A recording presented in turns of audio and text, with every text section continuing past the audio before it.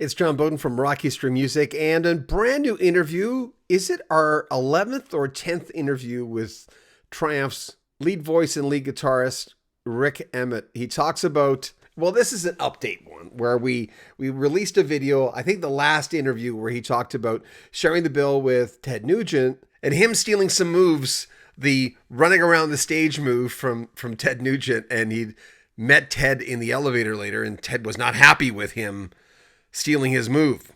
Well, there's an update where someone approached Rik Emmett at a talk, and basically, a question and answer thing, and basically said, I know Ted Nugent, and so we're going to play the first clip first, and this is from, I think, the interview before we just did, and then there's the follow-up where Rik actually talks to Ted Nugent on whether that really happened. It's an interesting clip. Ted Nugent, Rik Emmett, what a pair on Rock History Music.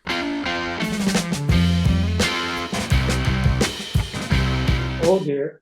Here's another picture from the book. This is me on stage in the Cotton Bowl in Dallas in 1983 with terrible Ted Nugent up there in his shorts or his loincloth or something. And then Sammy Hagar. And Sammy doesn't even have a guitar. He's really just singing into one of those head mics, but we were rocking it up. And the story that's in the book, I mean, I don't know if it's in the book or not. Certainly I played those gigs. And I'll tell the story quick. 2 nights, right? We played the Cotton Bowl in Dallas. The next night we played the Astrodome in Houston. And it was a big show that had Ted, us, Sammy, and then Styx was the big headliner. And of course, Ted got up there and just annihilated everybody. Triumph, we pretty much did, a pile driving rock and roll machine kind of set. And then, Sammy would get up there and just annihilate, And of course, Tommy Shaw of Styx was backstage with Dennis DeYoung going, Dennis, we can't do Mr. Roboto. Like, we can't. Like, please don't make us do that. We shouldn't do Babe. We should just do Blue Collar Man. And Dennis is going, no, we're going to do our thing. Everybody put on your costumes. We're going to go do our Broadway show. And it was like, and the people would just leave in droves when Styx was doing their thing. Anyways, and part of the thing with Sammy too was he knew he was going to drive the steak home because he goes, hey, Ted, hey, Rik, would you like to get up and jam with me? We could do a whole lot of love. And I go, yeah, that sounds like for an outdoor show, by the time people have got through, 2.5 rock bands, like, that's a pretty good idea. So we get up there and we get about, to the point of the song where there's going to be the breakdown and that weird little drum solo and the bugga bum bum bum boom boom, the guitar fills. But we're just jamming, right? So we're at that point and it's just going to be this guitar jam. No one is going to know what's going to happen. Ted takes off. This is the first night in Dallas. He takes off, and then Sammy takes off chasing him, and they're running around. They go over the way stage right, and then they come ripping across. And I go, those sons of bitches. I jump and I run and I start chasing them after, they left me behind in the dust, So the next night when we're in Houston, I go, I know when the queue's coming. I'm going to jump the queue. And so before we get there, I start running, and then they got to go, boom, and then now they got to chase me, right? And so after we finish, I get in the elevators to go up to the private booths that are at the top of the Astrodome. And Ted's him and I are almost, I think there might have been a road manager, but we're kind of alone in the elevator. And Ted is about 6'2" or 3. And he turns to me and he looks down at me and he goes, hey, man, you stole my move. And I turn and I go, oh God, I'm going to die, And he goes, that was awesome. That was great. I go, oh, thank God. Ted's not going to kill me. Killed by Ted Nugent. Yeah. We always knew the Nugent had it in him. He killed somebody. Yeah. Doing a thing in I think it was Bracebridge, Ontario. Anyways, a guy named Cameron Smiley interviews me, and it's kind of like this, except it's like you're doing it with a live audience, and my guitar is there, and he puts some slides up on his screen and shows pictures from my memoirs and says, tell me about this, blah, blah, blah. And so you just end up telling stories, play a few things, whatever. And so at a certain point, he's asking me about the whole Ted Nugent thing, because there's a picture in my memoir of me and Ted and Sammy Hagar playing together on stage. So there's a guy in the front row, and the people are sitting, and this was in a place that was like a almost like a marine museum that had docks out the back for all the boats that would be Muskoka style boats. But it's a weird sort of echoing kind of place. There's a guy in the front row, and when it comes to Q&A at the end, he stands up. He says, "Hey, you were talking about Nugent earlier." He goes, "He's a friend of mine." And I'm going, "Oh yeah, like where's this going?" And he goes, "Oh yeah, no." So I interrupt him and I say, "How would you be a friend of Ted's?" He goes, "Well," he goes, "I like Birdland guitars, and I've got some, and I know he's a collector. And through the collecting of the Gibson Birdland guitars, I had some conversations with him, and blah blah blah blah." And he goes, "I've got him on speed dial. You want me to give him a call?" Ted doesn't remember getting in the elevator with you and calling you out on stealing his move on the stage. Well, this is the story that I tell. And I said, "No, well, why would Nugent remember? He was the one that was the dominant guy, and I was the one in fear of my life. I'm going to remember because, you know." And so he goes, "Well," he says, "do you want to talk to him? I can get him on the phone." He's holding his cell phone. And I go, "Yeah, hell, get him on the phone." So this is the gig is over now, and we're packing up. And so the guy comes with his phone, and he hands it to me, and it's Ted. And I'm going, "Ted, how you doing?" So he's going, "You guys should be in the Hall of Fame. You should be in the Rock and Roll Hall of Fame. It's a travesty. It's injustice." I'm going, "Okay, Ted, that's great." He's going, "Yeah." He goes, "Yeah." Now, and I go, "Ted, you were always one of my favorites when I was a kid. Amboy Dukes. I remember, and they'd come up from Detroit and they would play Toronto, and I'd say, and you had that Gibson Birdland." He goes, "Oh man," he goes, "you were a big box guy too. You were playing one of those things." He goes, "What was that? A German guitar or something?" I'm going, "Yeah, Ted." It was so I was like guitar players talking with guitars. Anyways, Ted and I get along great. So that was the night I got to talk to Ted on the phone. He never mentioned the elevator? Well, he said, uh, "Yeah, I don't remember much about those gigs." He goes, "I only remember the chicks." Hey, how you been, man? I've been pretty good. I had the incredible stress of doing the two live gigs at the Redwood. Like there was event shirts and there were lanyards. First night, I was nervous and anxious, and so I had kind of the yips, and I had a little bit of, they talk about opening night jitters, but I literally had a little bit of sort of too much adrenaline making me a little shaky. So it was like, just physically, my performance was a little bit, meh. And then, but it was all right. Like people loved it, and it's lovely to be sort of in the adoring embrace of true fans that will, like, I could have got up there and farted and they would have gone, "That farted." um the second night, I was not anywhere near as jittery, but I was tired because this was like 2 days of stress right in a row. I'm not used to this either. And then I hadn't slept great and I didn't get a nap, and so it was like, okay. And then we didn't really have to do a sound check, but we sort of said, well, maybe we should. So second night, we get there at around 4 o'clock. We start doing the sound check, and Dave Dunlop, the guy that was going to play my second set, like I was going to do the Telecaster stuff, all the first set just by myself, solo. Then come out, sing a couple of tunes, and then get Dave to join me and finish the set with him. So Dave plugs in, and there's like distortion in his patches. And he's like, "This is puzzling, this is puzzling." So he we put headphones from his pedal board, and it's perfectly fine. His patches sound great. And it doesn't matter what we try. We change out cables, we change out the battery in his guitar, we change out everything. Nope. And it takes over an hour. And they finally find out that the power amp that they're using for the monitor feed, that's his speakers, has got some sort of a digital kind of at the back end of the. So you play a chord, ring, and you get ring, ring. There's this digital distortion at the back end. But we finally solved the issue. But then, of course, everybody's kind of stressed and anxious, and Ghost in the so Machine. typical, right? Live gigs, like, it's never going to be perfect. It's never going to be easy. We convince ourselves that, I'll be great.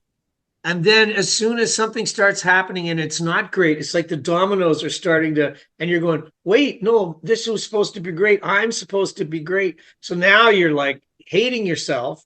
And that just makes it worse, that you're going, oh, I shouldn't be screwing this up, but what can you do? Only human after all. You say things that kind of blew my mind in the book a lot. Well, let's start with the Patrick Stewart thing. That's an I don't know if you don't know what you don't know kind of thing, because I wouldn't have, that's an abstract thought to me. But of course, when you hear it, you go, well, of course. It doesn't, you give the audience a unique experience. It doesn't have to be the same. Patrick Stewart was talking about the years of training in the Royal Shakespeare Company, where the prevailing thought in his head was, okay, there's this text and there's this performance, and I gotta, it's gotta be the same every night. And then much later in his career, and I can't remember who it was that said it to him, but somebody sort of pulled him aside and said, Patrick, what are you doing? Like, this is a show in a place, it's a moment in time. You're supposed to be in this moment for those folks that are in the seats. And Patrick's going, no, it has to be exactly. That sounds like Sean Connery. But, he's saying, no, it has to be exactly the same every night. And they're saying, no, that's not it at all. And, I can tie this to another thing that I just recently saw, was a guy that's like a kind of a psychologist who helps classical musicians with their, performances. And he was saying, we have this backwards kind of thing where when people are practicing, they're kind of going along and they're going, oh yeah, I can screw this up. That's okay. I'll get it. It'll be fine later. Like and they give themselves a lot of latitude. They break down. They repeat things. They're thinking about the groceries. They're blah blah blah. They're doing all this when they practice. Then they come to performance and they say, okay, this must be perfect. I have to be perfect. That is exactly the wrong thing. You're supposed to practice in a way that you're trying to get things perfect. You're supposed to be dress rehearsing it to have that be the perfection, so that by the time you get to the gig, you go, okay, I'm just going to relax and enjoy this because I know how to play it perfect. I've figured that out. That's not the thing. Now I'm just going to really enjoy the moment, and I'm going to be in the moment. And that was what Stewart had completely backwards. And in my case, I don't have it 100%.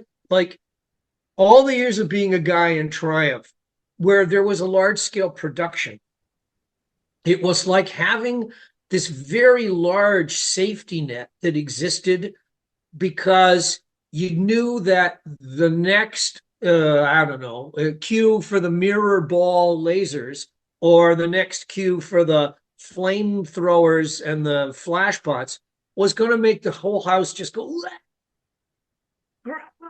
and you knew that you had those moments built in, so that if at any point in time, it was dragging, or we were getting off, the train was coming off the rails, you could just go, well, the next thing in 35 seconds, we're going to be right back on the rails again. It'll be fine. So there was always that. Now, then when I went on my own and there was no longer a big production, that was, plus small things too, John, like, when I was in Triumph, Gil sang half the songs.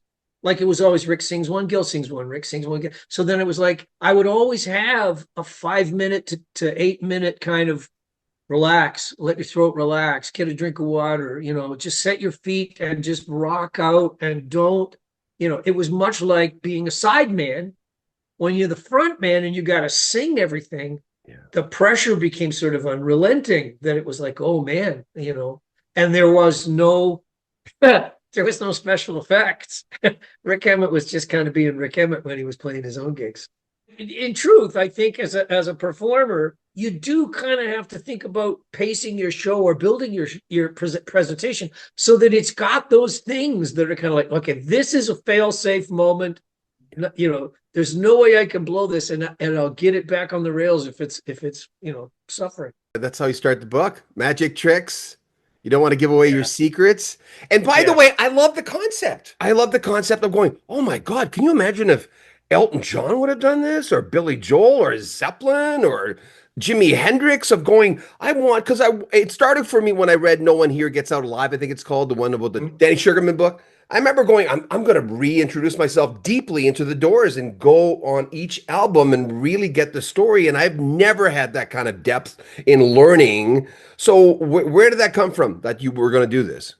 It was like a gradual kind of thing. I mean, all my life I've kind of thought about the idea of wouldn't it be cool if, like because I am a kind of an hybrid integration kind of guy, you know.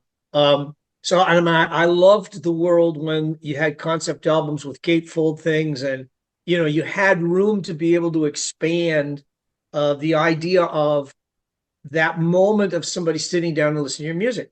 So liner notes, then writing poetry, a couple of books of that, my memoir. So now, I think of myself creatively as a different kind of an entity now. I'm not just a singer-songwriter kind of dude, guitar player. It was like, no, I'm a writer. Bottom line. I mean, I'd always said in interviews, no, I'm a writer. I'm a songwriter. That's really fundamentally what I am. But now the songwriter sort of turned into more like, no, writer of prose, writer of poetry, writer, like just writer. Ask me to participate in writing a script. I think I could do a good job. Ask me to participate in writing a speech. I think I could help write a good one. Writing is, it's a conceptualizing kind of thing. So, that's where it started. And I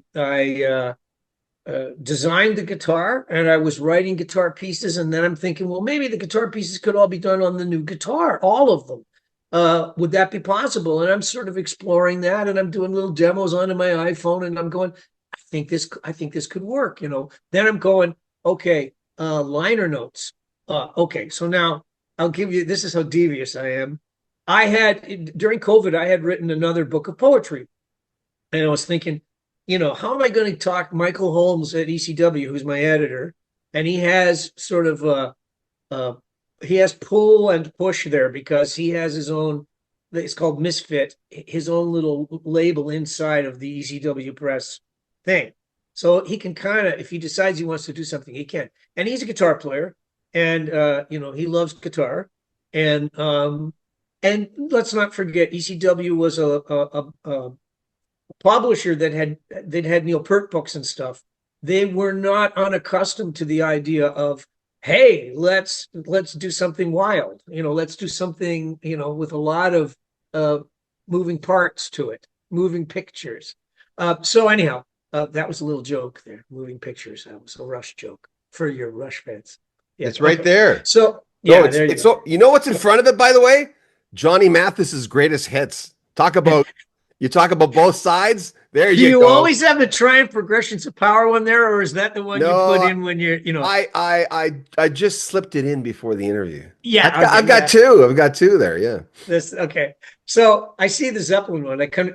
They're too small, and I don't have my glasses on. But I see Rock and Roll Machines up in the top corner. Okay, yeah, right. Okay. So anyhow, where was I? Okay, so I go to Michael and I say, how I made a deal with you before for the poetry book, but I had to throw in the memoir in order to get a 2-book deal, and that was, but you knew you were going to get your money back. I go, I have another poetry book, but I have a thought of how you could get your money back. So I'm thinking about maybe doing liner notes that would be so comprehensive that it would be like a book, and I've started to do some writing, and I think it's going to be maybe 130 pages, 150 pages, might get up to 200. And he went, I love the idea. I love it. Let's do it. So then I went back to him after that and I said, here's something I've always wanted to do. I've always wanted to have a hardcover book, and the CD goes in the back in a little sleeve. So I know you can't get your money back, but let's do this. Let's do a pre-order, and however many pre-orders we get, let's do a run of that. Just cover our costs, And so we'll have that. So we did that that was the initial thing, and then the paperback came after. And I can understand why you might have missed the fact that there was an album of songs, because once you get into the whole thing of book is just, book is a book is a book. Like it becomes this, and I think there's a page at the back of the paperback that sort of says, if you're interested in hearing the songs, you can go to bandcamp.com and you can get them. But I think that's a mistake. I probably should have had one right at the front and again at the back that said, hey, if you want to hear the tunes, all 10 tales, here they are. This is where you can go get them. But bandcamp.com, Rik Emmett, bandcamp.com. You can find the 10 thing, you can download them. They're also, by the way, yak. You don't even have to ask me questions, John. You just have to plug me in and get going. This is the first project where I've out of the box committed to the idea of streaming. So I've got a friend named Alan Shoesmith who's helping me, and he's done very well on the Spotify platform, different streaming things. And so he got me hooked up into this distrodirect.com thing, and they're out of Australia or something. Like Alan says, turn left, and I go, okay, left. And he goes, all right. I go, right. Okay. So I don't really know how it all works, but you can find it now on whatever streaming service. I think there's like 25 streaming services that the stuff is on. So, and I know that that's how most people are accessing their music now, much to my chagrin. Remember, make sure you comment on our videos, subscribe to our channel, and share our videos. We'd appreciate that. Like them. Makes a big difference on the algorithm. Share them with your friends. Share them on groups on Facebook. And remember, you can join our Patreon. You'll get early access to all our interviews. If you want to make a donation, there is a PayPal link in the description. All things Rock History Music are in the description. I'm John Bowden. Take care of yourself.